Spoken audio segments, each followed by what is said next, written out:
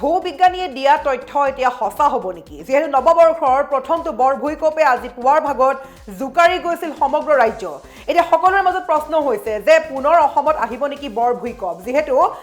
দেখা গৈছে যে দেওবাৰৰ দিনটোৰ পৰাই বতৰে যেন খুব কাল ৰূপ ধাৰণ কৰিছে কোনো কোনো ঠাইত বতাহ বলিছিলে আৰু কোনো কোনো ঠাইত কিনকিনীয়া বৰষুণো পৰিছিলে আৰু বতৰৰ এনে ৰূপ ধাৰণ কৰাৰ পাছতেই আজি পুৱাৰ ভাগত 5.6 প্ৰাবল্যৰ বৰ ভূমিকম্পে জোকাৰি গৈছিল সমগ্ৰ ৰাজ্য পুৱাৰ ভাগত প্ৰত্যেকগৰাকী লোকেই শুৱাৰ পৰা সাৰ পাই উঠিছে যিটো কপনি আসলতে দিছিলে যিটো কপনি অনুভূত হৈছিলে অতিকৈ ভয়ানকভাৱে কঁপিছিল সমগ্ৰ ৰাজ্য এতিয়া প্ৰশ্ন হৈছে যে আগন্তুক সময়ত অসমত আহিব নেকি বৰ ভূমিকম্প যেহেতু ভূবিজ্ঞানীয়ে তথ্য জাৰি কৰিছিলে ভূমিকম্পক লৈ ভূবিজ্ঞানীয়ে দিয়া তথ্য হ'ব নেকি সঁচা ইতিমধ্যে বতৰ বিজ্ঞান কেন্দ্ৰই জাৰি কৰিছে সতৰ্কবাণী যোৱা কালিৰ পৰা অৰ্থাৎ দেওবাৰৰ পৰা আগন্তুক 2 দিনলৈ বতৰ বিজ্ঞান কেন্দ্ৰই জাৰি কৰিছে সতৰ্কবাণী কেইবাখন ঠাইলৈ জাৰি কৰিছে সতৰ্কবাণী জিলাসমূহৰ নাম আমি জনাম কোন কেইখন জিলাৰ বাসিন্দাসকল সাৱধান হ'ব লাগিব যেহেতু পুনৰ অসমত আহিব পাৰে নেকি বৰ ভূমিকম্প আজি পুৱাৰ ভাগত যেটো ভূমিকম্পই জোকাৰিছিলে সেই জোকাৰি অনুভূত হোৱাৰ পিছতে এতিয়া অসমবাসীৰ মনত মাথো এটাই প্ৰশ্ন যে পুনৰবাৰ কপাব নেকি সমগ্ৰ অসম বৰ ভূমিকম্পে ভূবিজ্ঞানীয়ে দিয়া তথ্যই হ'ব পাৰে নেকি সঁচা ডাঙৰ আপডেট লৈ আহিছো ভূবিজ্ঞানীয়ে দিয়া তথ্য অনুসৰি লগতে বতৰ বিজ্ঞান কেন্দ্ৰই কোন কোন জিলালৈ জাৰি কৰিছে সতৰ্কবাণী পুনৰ অসমত আহিব নেকি বৰ ভূমিকম্প আমি সবিশেষ খবৰ লৈ আহিছো আমি সবিশেষ খবৰ লৈ আহিব চেষ্টা কৰিছো যে পুনৰ এবাৰ আগন্তুক সময়ত অসমত আহিব নেকি বৰ ভূমিকম্প যেটো বৰ ভূমিকম্পে জোকাৰি গৈছে আজি পুৱাৰ ভাগত সমগ্ৰ ৰাজ্য ভূবিজ্ঞানীয়ে দিয়া তথ্য হ'ব নেকি সঁচা এতিয়া সকলোৰে মাথা এটাই প্ৰশ্ন যে ভূবিজ্ঞানীয়ে যি তথ্য দিছিলে সেই তথ্য সঁচা হ'ব নেকি মাঘ বিহুৰ পূৰ্বেই বৰ ভূমিকম্পে জোকাৰিলে ৰাজ্য আৰু ইতিমধ্যে কেইবাখনো জিলালৈ এলাৰ্ট জাৰি কৰিছে বতৰ বিজ্ঞান কেন্দ্ৰই এলাৰ্ট জাৰি কৰিছে ভূমিকম্পৰ পিছতেই সলনি হৈছে বতৰ যাৰ বাবে হ'ব পাৰে প্ৰচণ্ড বৰষুণ বতাহ বলিব পাৰে আৰু কেইবাখনো জিলাত জাৰি কৰিছে হাই এলাৰ্ট আমি এই মুহূৰ্তত নিউজ আছামৰ প্ৰত্যেকগৰাকী দৰ্শকক জনাব বিচাৰিছো যে মাঘ বিহুৰ পূৰ্বেই বৰ ভূমিকম্পে জোকাৰি গৈছে ৰাজ্য আৰু আজি পুৱাৰ ভাগত 5.6 প্ৰাবল্যৰ যি ভয়ানক ভূমিকম্পৰ অনুভূতি সেই অনুভূতি বা সেই অনুভৱ সকলোৱে অনুভৱ কৰিছে আৰু ভূমিকম্পৰ পিছতেই হঠাৎ সলনি হৈছে বতৰ আৰু যদি চাবলৈ যাওঁ কোনো কোনো ঠাইত দেওবাৰৰ নিশাৰ ভাগৰ পৰাই বতাহ বলিছিলে আৰু কোনো কোনো লোকে কিনকিনীয়া বৰষুণ অনুভৱ কৰিছিলে তাৰ পাছতে আজি সোমবাৰে পুৱাৰ ভাগত 4 বাজি যোৱাৰ কেইটামান মুহূৰ্তৰ পিছতেই বৰ ভূমিকম্পে জোকাৰি গৈছিলে সমগ্ৰ ৰাজ্য যাৰ পাছত যি ভূমিকম্পৰ পিছতে আসলতে বতৰে সলাইছে ৰূপ হঠাৎ কাল ৰূপ ধাৰণ কৰা পৰিলক্ষিত হৈছে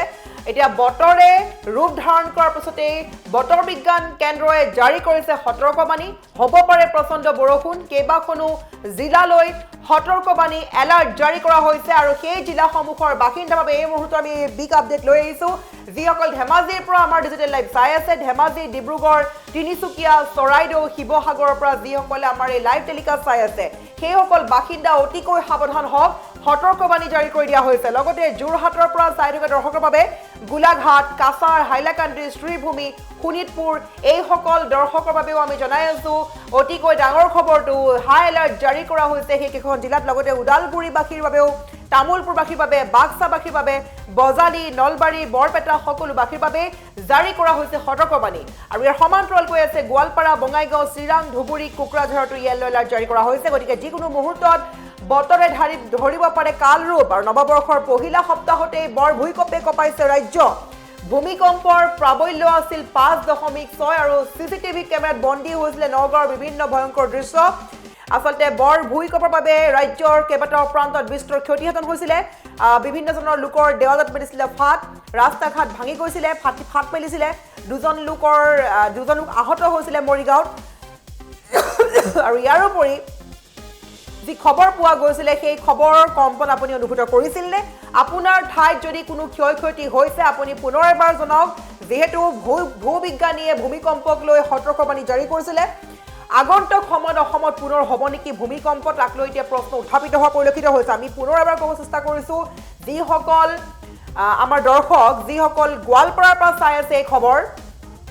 গোৱালপাৰা বঙাইগাঁও চিৰাং ধুবুৰী কোকৰাঝাৰৰ পৰা যিসকল দৰ্শকে চাই আছে আমাৰ এই লাইভ টেলিকাষ্ট সেই সকলৰ বাবে য়েলো এলাৰ্ট জাৰি কৰি দিয়া হৈছে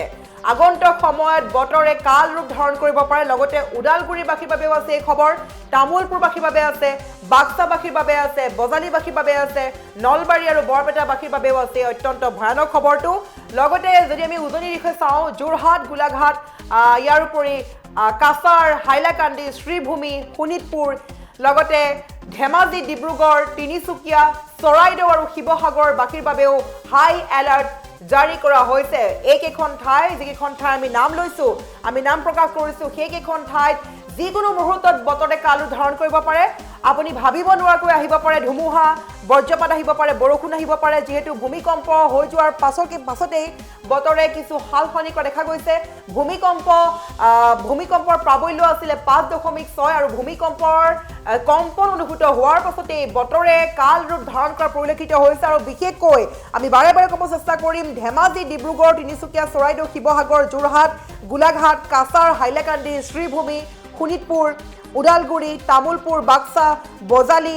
নলবাৰী বৰপেটা লগতে গোৱালপাৰা বঙাইগাঁও চিৰাং ধুবুৰী আৰু কোকৰাঝাৰ বাসীৰ বাবে অত্যন্ত সবাতোকৈ গুৰুত্বপূৰ্ণ খবৰ ক'ব লাগিব সেইসকল ঠাইৰ বাবে য়েলো এলাৰ্ট জাৰি কৰিছে বতৰ বিজ্ঞান কেন্দ্ৰই আৰু আগন্তুক সময়ত পুনৰ আহিব নেকি বৰ ভূঁইকঁপ এক ডাঙৰ প্ৰশ্ন উত্থাপিত হৈছে যিহেতু 2024 বৰ্ষক লৈ ভূবিজ্ঞানীয়ে তথ্য জাৰি কৰিছিলে আৰু বছৰৰ প্ৰথমটো সপ্তাহতেই আহিছিল ভয়ংকৰ দুৰ্যোগ ভয়ংকৰ ভূমিকম্প আহিছিলে যাৰ বাবে আজি পুৱাৰ ভাগৰ পৰা ৰাজ্যবাসীৰ চকুত টোপনি নাই পুৱাৰ ভাগতে শুৱাপাতি এৰিব লগা হৈছে ইমানেই বেয়াকৈ জোকাৰিছিলে যাৰ প্ৰাবল্য আছিলে 5.6 আৰু সেই প্ৰাবল্যত সকলো লোকে কম্পন অনুভূত কৰিছিল আৰু যদি কোনো লোকে এতিয়াও গম পোৱা নাছিলে ভূমিকম্প কোন সময়ত আহিছিলে সেইসকলে কমেণ্ট কৰক আপোনালোকৰ ঠাইত কিমান আপুনি কম্পন অনুভূত কৰিছিল আৰু বিশেষকৈ গুৱাহাটী মহানগৰবাসী অত্যন্ত কম্পন অনুভূত কৰিছিল যিহেতু অভিকেন্দ্ৰ তেনে ওচৰত আছিলে আৰু সেইবাবে এতিয়া সকলোকে আমি বাৰে বাৰে কোৱা হৈছে ভূমিকম্পৰ জোকাৰি যোৱাৰ পিছতেই বতৰে কিছু সালসলনি কৰা দেখা গৈছে কোন ঠাইত ধুমুহা বৰষুণ বজ্ৰপাতো আহিব পাৰে গতিকে এই খবৰটো অত্যন্ত জৰুৰী যিসকলে বতৰক লৈ সতৰ্ক হোৱা নাই এতিয়া সতৰ্ক হওক যিকোনো মুহূৰ্তত আমি কোৱা ঠাইসমূহত আহিব পাৰে বতৰ বিজ্ঞানী ধাৰ্য কৰা মতে বতাহ বৰষুণ বা বজ্ৰপাত